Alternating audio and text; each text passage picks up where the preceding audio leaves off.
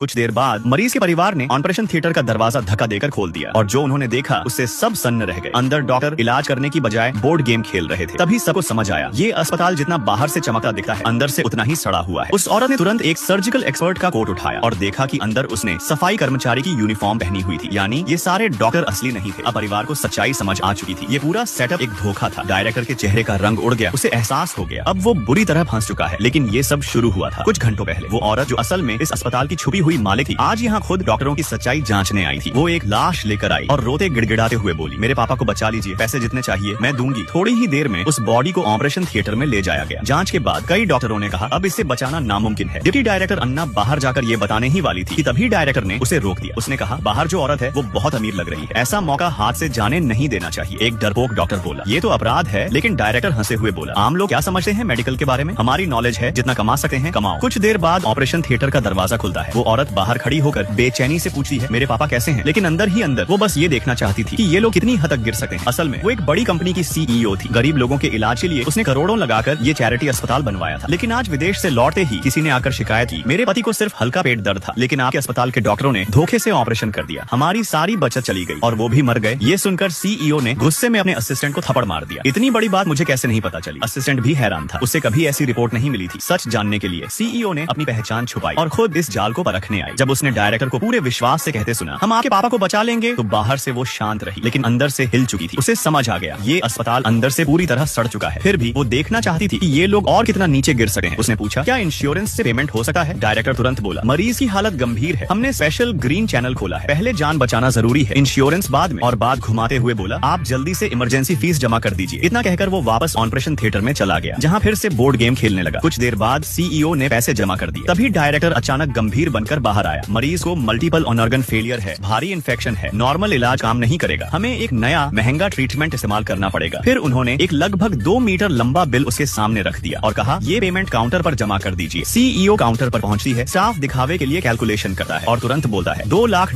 ये सुनकर सीईओ भी चौंक जाती है। तभी डिप्टी डायरेक्टर अन्ना वहां आती है और जल्दी करने के लिए कहती है वरना हम कुछ नहीं कर पाएंगे। फिर वो कुछ मेडिकल इक्विपमेंट उठाकर निकलती है और कहती है आप जल्दी पेमेंट करके वापस आइए। लेकिन सीईओ को कुछ अजीब लगा है। अन्ना जिस दिशा में जा रही थी वो अस्पताल के अंदर नहीं बाहर की तरफ थी। सच्चाई जानने के लिए सीईओ तुरंत पैसे जमा करती है और उसके पीछे पीछे चल पड़ती है।